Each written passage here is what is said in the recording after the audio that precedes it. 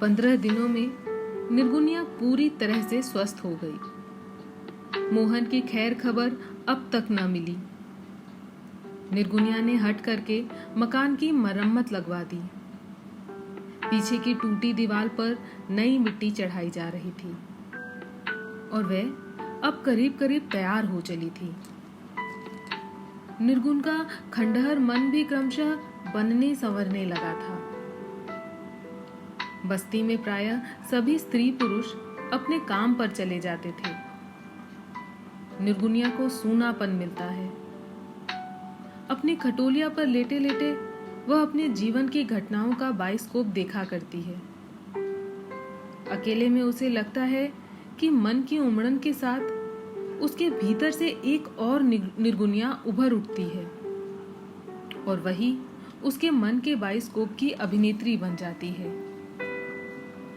एक निर्गुनिया देखती है और एक भोगती है। कितने भोग एक साथ एक में एक जुड़े हुए आते हैं। वह सब पुरानी बातें एक एक करके ध्यान में आती ही चली जाती हैं। स्मृति के लिए मल भरे टोकरे सा घिनौना बदबूदार बूढ़ा आर्यपुत्र भी कभी कभी उचक कर अचानक यादों के मंच पर चढ़ जाता है और उसके प्रति निर्गुण के मन में घृणा के बहाव में मोहन की दुख सुख भरी याद भी बह जाती है। मोहन ने उसे धोखा दिया है। बड़ा क्रोध है इस समय। शेष बचता है एक निर्गुण का पुराना प्रेमी। वारदात की रात में अचानक नए रूप में प्रकट होने वाला बसंत लाल दरोगा। मसीता के घर की कोठरी में अकेली पड़ी हुई निर्गुनिया को लगता है कि बसंत लाल के साथ बीते हुए सुख के क्षणों की याद से उसका मन इस समय जुड़ जाता है।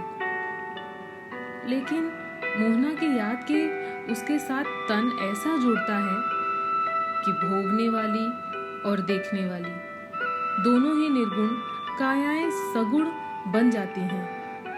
रूठा मन मनने मनाने सा लगता है, मगर भोग का यह सगुण रूप अब उसे पाप सा लगता है।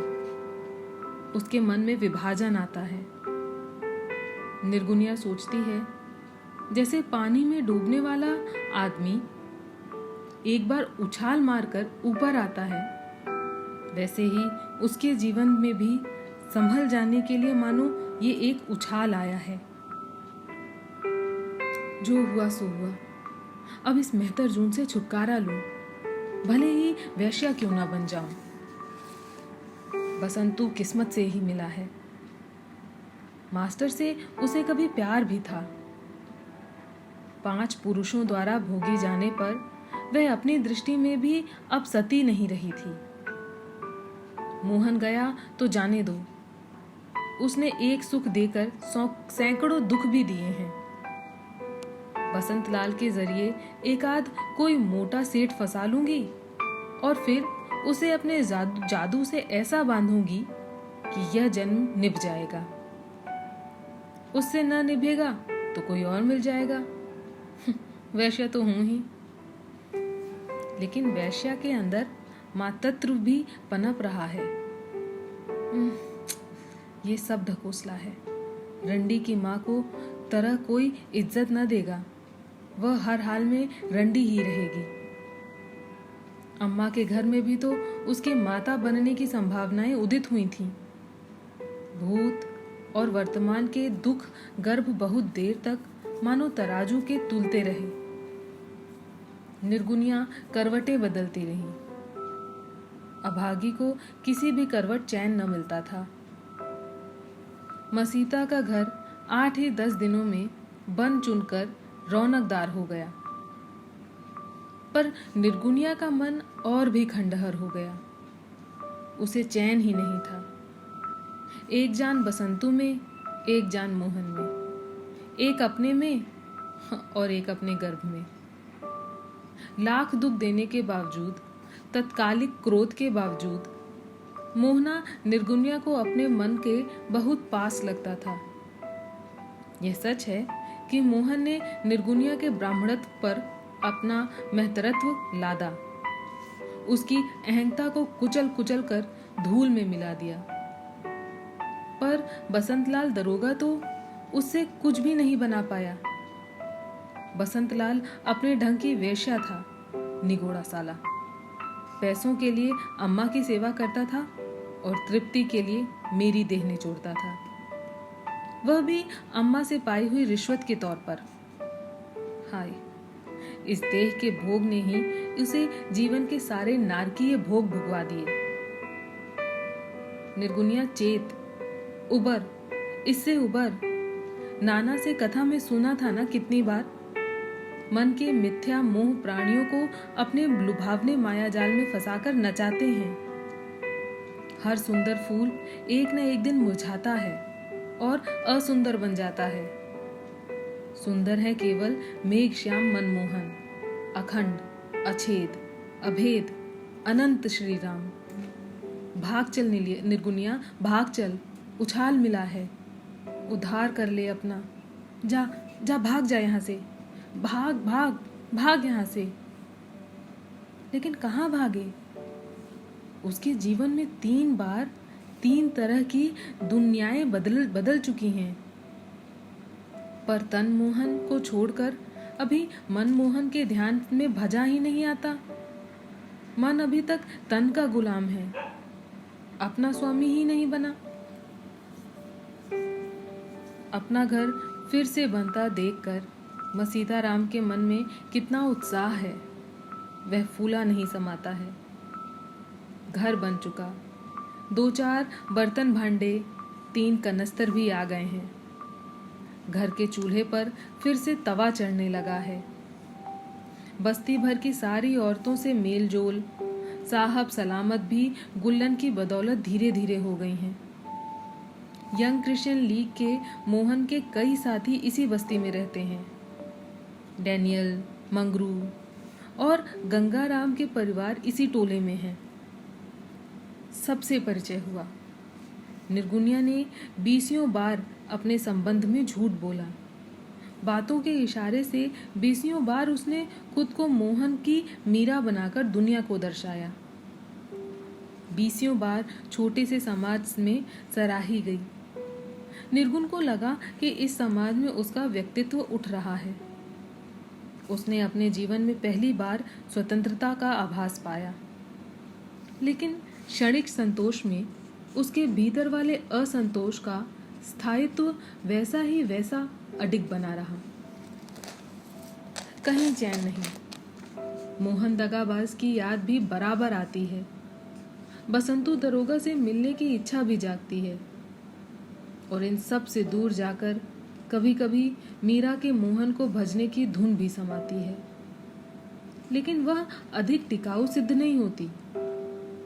उसके मन में इस समय कुछ भी स्थिर नहीं है, न मोहन, न बसंतु, और न इनसे अलग होने वाला अपनापन। वह केवल अभिनेत्री है। उसका मन हर पर्त पर केवल अभिनय ही कर रहा है। अपनी असलियत की राह पाने के लिए वह 8 पहर एक घुटन भरी भूल भुलैया में भटक रही है। मन नाच रहा है, लगातार नाच रहा है। 17-18 दिन हो गए हैं। गहने अभी उस निगोड़े बसंतु के पास ही हैं। उससे शायद मोहन की खबर भी सुनने को मिल जाए। जिजमानी के काम से फॉरिंग होकर जब मसीता घर लौटा तो निर्गुनिया ने उससे कहा, चचा। हाँ बहू, तुम्हें खिला पिला के मैं एक बार दरोगा जी से मिलने जाना चाहती हूँ। जाऊं? क्यों? उस दिन तलाशी में मेरे 2-4 गहने उन्हें मिले थे, वो ले गए थे। जाके ले आऊं? अरे तब तो गए तुम्हारे गहने। चील के घोंसले में पहुंचा हुआ मांस निकालना चाहती हो? मैं उन्हें थोड़ा बहुत पहले से भी जानती हूँ। अच्छा, कैसे? अरे जब ये पढ़ते थे तो मैं इनके यहाँ जिजमानी कमाती थी। मेरी पहली शादी के पहले की बात है। शायद पुरानी दया बेचारे, ना सही तो तुम्हारे बेटे की कुछ खैर खबर ही मिल जाएगी मुझे। ठीक है, तो मैं तुम्हें ले चलूंगा। चलने की जरूरत नहीं है चचा, रास्ता बता देना, मैं चली जाऊंगी। अरे नादान, ये कलयुग है, कलयुग। ब्यूटीफुल औरतें मर्द को लिए कुचालू मटर की चाट होती हैं। फिर ऊपर से सुद्धी तबलीग वाले हरामी लोग अपने शिकार ढूंढ ही लेते हैं। तो मेरा क्या बिगाड़ लेंगे चचा? मसीता झुंझला पड़ा। तुझे कुछ मालूम नहीं है ना, तभी कहती है कि क्या बिगाड़ लेंगे। अरे खूबसूरत ब्यूटीफुल लौंडो औरतों के लिए ये साले नाक पे क्लैरीफॉर्म का रुमाल झपटाकर मार लेते हैं और साले दूर दूर जाने कहाँ कहाँ काबुल, ईरान, अरब में ले जाके बेच देते हैं हरामी। नहीं नहीं, मैं तुझे अकेले नहीं जाने दूंगा। 4 साढ़े 4 बजे गुल्लन दाई बीड़ी पीते हुए निर्गुनिया के हाल चाल पूछने आई। निर्गुनिया अपनी कोठरी में चोटियां पटियां पाड़कर मखमली फूलोदार फीते टकी गुलाबी रेशमी साड़ी पहने दुशाला ओढ़े जाने के लिए तैयार खड़ी थी। गुल्लन ने उसे देखा, मुस्कुराई, कहा, ए नजर न लगे बहुरिया, पहन ओढ़ के तुम राजरानी लगती हो, तुम्हें मेहतरानी कौन कहेगा। उंगलियों से निर्गुनिया की ठोड़ी छूकर गुल्लन दाई ने उसे चूम लिया। निर्गुनिया झेंप गई, कुछ अपना गुमान भी चढ़ा। हंसकर बोली, अपनी जवानी में तो तुम क्या कम सुंदर रही होगी चाची, पहन ओढ़कर तुम तो अभी भी सिठानी जैसी लगती हो। बात तो सच कहती हो बिटिया, गुलामों के खून में मालिकों का नमक ही नहीं खून भी बोलता है। वही खून राजा, वही प्रजा, वही खून मालिक, वही गुलाम। शराफत की प्यास के छिलके कहाँ तक उतारोगी बिटिया।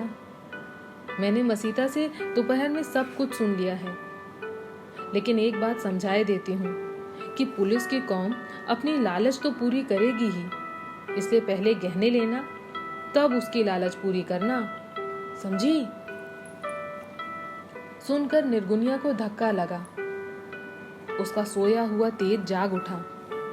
व्यंग भरी मुस्कान उसके होठों पर खेल गई। मैं गली गली की कुतिया नहीं हूं चाची, जो जिस तिस की लालचें। वो तो ठीक है, पर बिटिया एक बात कहूं, कुतिया और गरीब औरतों में कोई फर्क नहीं होता है।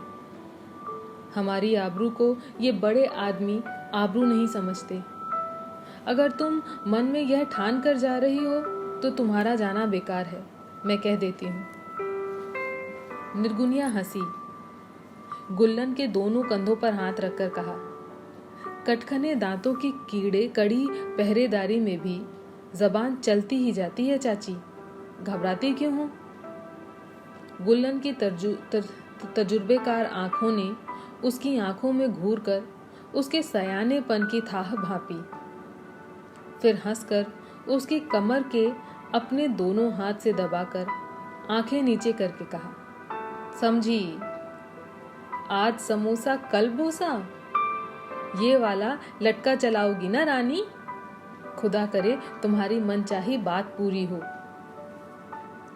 सब इंस्पेक्टर बसंतीलाल वर्दी पेटी पिस्तौल से लैस तीसरी उंगली में सिगरेट फंसाए मुट्ठी बांधकर अकड़ के साथ कश खींचते हुए 2-4 मजमे में थाने की बाहर लगी फुलवारी में ही खड़े मिले। औरत आई। दरोगा जी की आंखें भूखे भेड़िए सी उधर ही ताकने लगी। घूंघट में निर्गुनिया की एक आंख ही दिखलाई दे रही थी। निर्गुनिया चुपचाप खड़ी हो गई। अपनी हल्के में कमाई करने वाले मेहतर के साथ आई हुई भले घर की औरतों जैसे कपड़े पहने हुए स्त्री को देखकर बसंतलाल भाप गए। सामने वाले लोगों से बातें करते करते निर्गुनिया की तरफ खिसकने लगे। बसंतलाल अकड़ के साथ कह रहे थे, उस साले मोटूमल से कह देना, मेरा नाम लेके कहना कि डिप्टी कमिश्नर साहब से हाथ मिला लेने का गुमान में न रहे।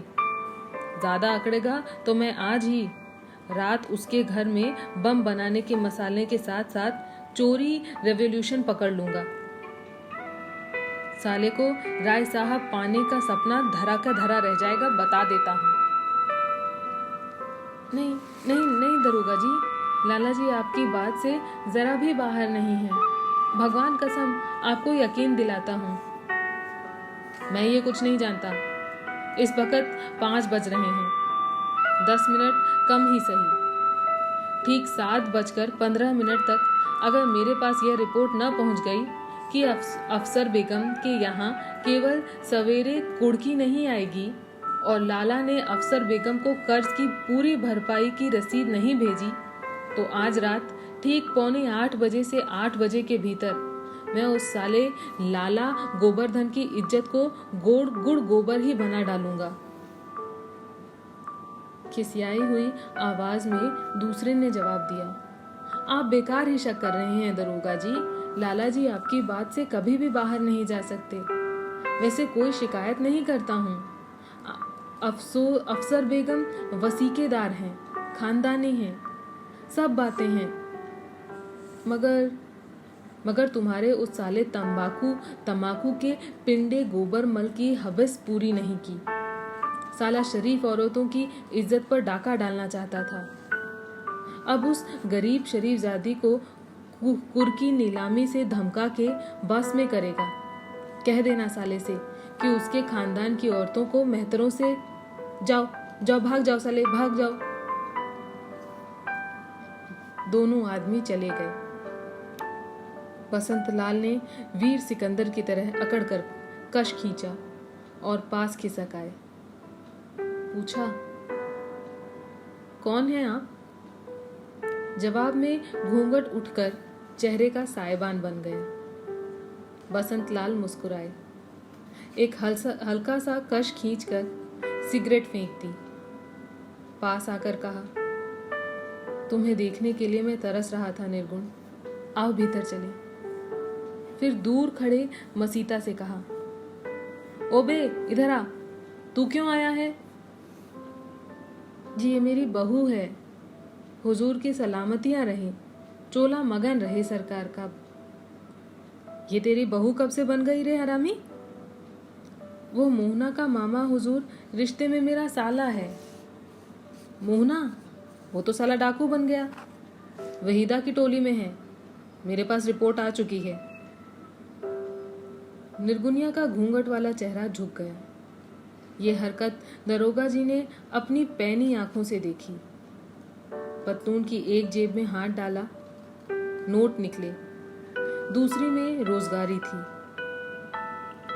हथेली पर फैलाकर पहले 54 का सिक्का चुना और फिर उसे छोड़ 58 उठाकर जमीन पर फेंकते हुए कहा, लो पौआ चढ़ा लो साले, तब तक तेरी बहू की निगरानी मैं कर लूंगा। लपक कर 58 उठाते हुए गदगद कंठ से मसीता बोला, सलामतियां रहें हुजूर की, बेटे सलामत रहें। घर में बच्चों की फुलवारी बेले गुलाबों सी महके, जुग जुग जिए, आपका इकबाल बढ़े। 58 पाकर मसीता की जुबान से दुआओं की अशरफियां लुटने लगी। दरोगा जी ने निर्गुनिया से आओ कहा और थाने के भीतर अपने दफ्तर के कमरे की ओर चल पड़े। बंद सीलन की महक भरा कमरा, एक मेज, कुछ कुर्सियां और मेज पर रखे लैंप की मध्यम रोशनी। थाने के भीतर आते ही निर्गुनिया के शरीर में तेज फुरफुरी दौड़ गई। यहाँ वह अपराधीन की तरह रात भर हवालात में बंद रही थी। बड़े भारी शास्त्री, प्रसिद्ध कथावाचक पंडित की दोहती अपनी जात गंवाकर हवालात में बंद रही। इस विचार से निर्गुनिया का मन डूबने लगा। उस समय यदि धरती फटती तो वह सचमुच उसमें समा जाती, परंतु सामना पड़ा उसे दरोगा जी के दफ्तर में, जहां आते ही उन्होंने भीतर के दरवाजे उड़का लिए। फिर निर्गुनिया के पास आके सिर का पल्ला उलटकर गर्दन के नीचे डाल दिया। दुबली हो गई है उनकी प्रिया, वह प्रिया जो उनके सात्विक जीवन में पहली बार आई थी। वह प्रिया जो अपनी चरित्रहीनता संरक्षिका सेठानी की उपेक्षा कभी बहुत पवित्र लगती थी, वह प्रिया जिसे उन्होंने अंग्रेजी पढ़ाई थी, बोलना सिखाया था, जिसकी दुख कथाएं सुनकर और आंखों के आंसू देखकर उन्होंने कभी प्यार से वादा किया था, घबराओ मत मेरी प्यारी निर्गुण, मैं कहीं बाहर नौकरी पा जाऊंगा तो तुमसे ही अंतरजातीय विवाह करके अपनी गृहस्थी बसाऊंगा। वही प्रिया निर्गुण अब इस रूप में उनके सामने खड़ी है। घूंघट उलटने के बाद मिनट भर टकटकी बांधकर स्मृतियों की धूमधाम भरी बारात के साथ बसंत लाल उसे देख रहे थे। निर्गुण ने पहले तो नजरें मिलाईं, फिर झुका ली। कुछ पलों का मौन भी दोनों के बीच में 7 समंदर का फासला बनकर गुजरा। बसंतलाल भावुक जेंटलमैन से फिर व्यवहार कुशल पुलिसमैन बन गए। हंसकर कहा, इश्क ने तुम्हारे नसीब के साथ भी क्या क्या जोड़ा है। एक आशिक सब इंस्पेक्टर पुलिस और दूसरा डाकू, एक बनिया दूसरा मेहतर। निर्गुनिया के कलेजे में तीर चुभा, भौहें की कमानें चढ़ी, जबान से तीर छूटा। मुस्कुराकर बोली, दरोगा जी कसूर माफ करें, औरत एक नदी के समान होती है, उसमें सभी नहाते हैं, सभी पानी पीते हैं। नदी के लिए पापी पुण्यात्मा घोड़ा और गधा सब समान। दरोगा जी पल भर चुप रहे, फिर सिगरेट निकालते हुए कहा, निर्गुण मुझे सचमुच तुम्हारे ऊपर बड़ा अफसोस होता है। तुम किसी भली जगह में अब भी आ सकती हो। मैं तुम्हारा शुभचिंतक हूँ। भगवान जानता है, तुम्हें इस दशा में देख के मेरा मन रोता है।